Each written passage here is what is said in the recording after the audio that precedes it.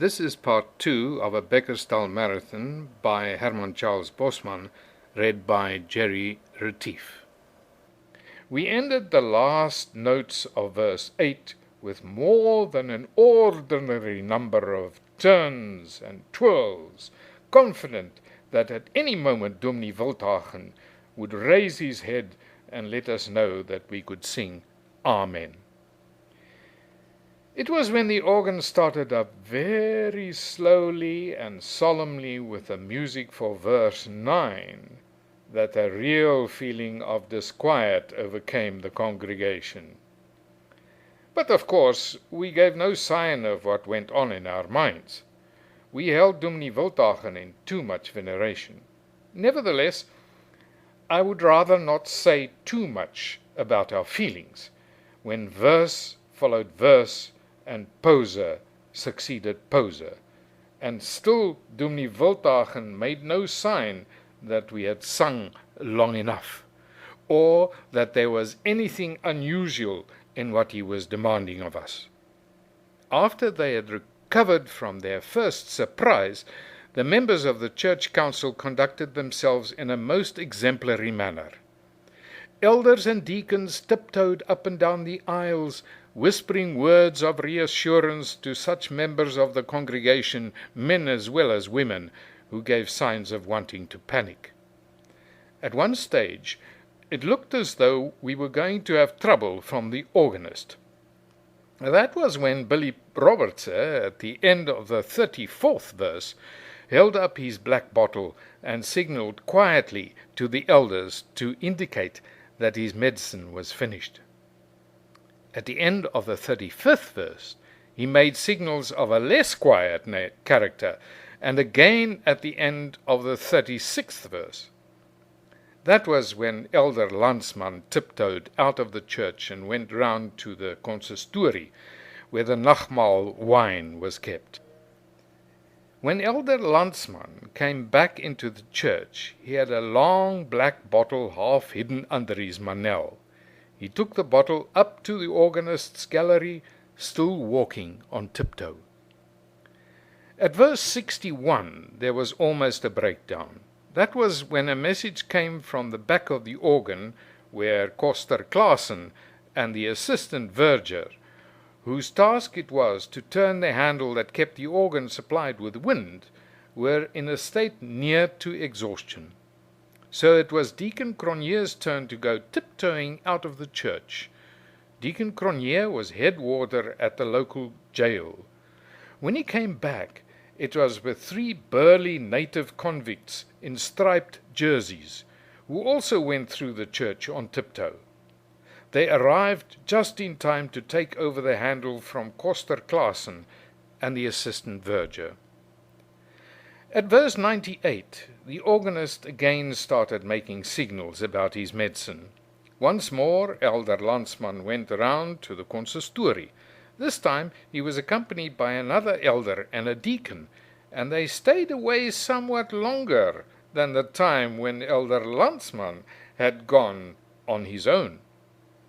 On their return, the deacon bumped into a small hymn book table at the back of the church.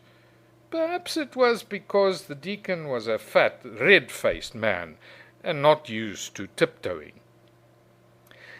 At verse 124, the organist signaled again, and the same 3 members of the church council filed out to the consistorie, the deacon walking in front this time.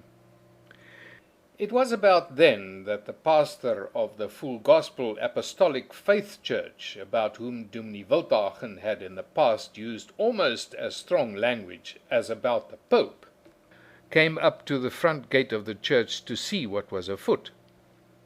He lived near our church, and having heard the same hymn tune being played over and over for about 8 hours, he was a very amazed man.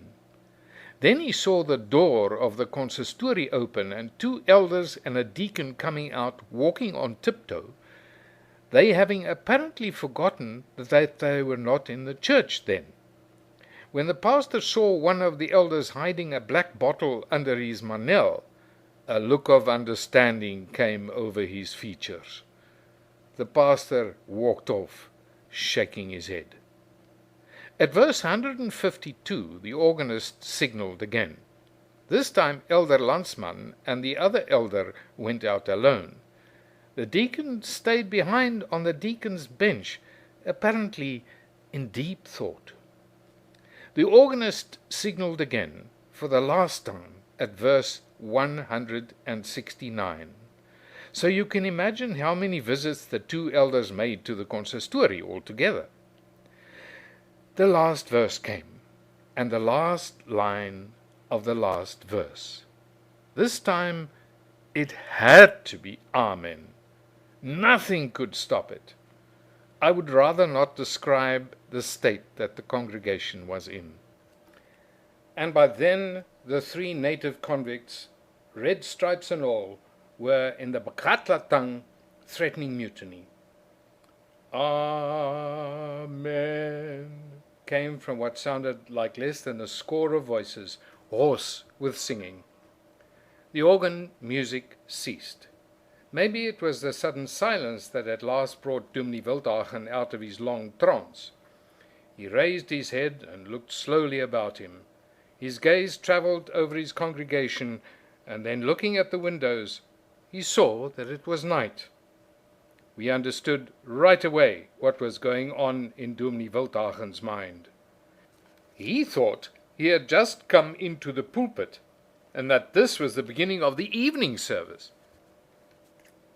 We realized that during all the time we had been singing, the predikant had been in some form of unconsciousness. Once again, Dominee Wildhagen took a firm grip of the pulpit rail. His head again started drooping forward onto his breast. But before he went into a trance for the second time, he gave out the hymn for the evening service. "We will," Dominee Wildhagen announced, "sing Psalm 119.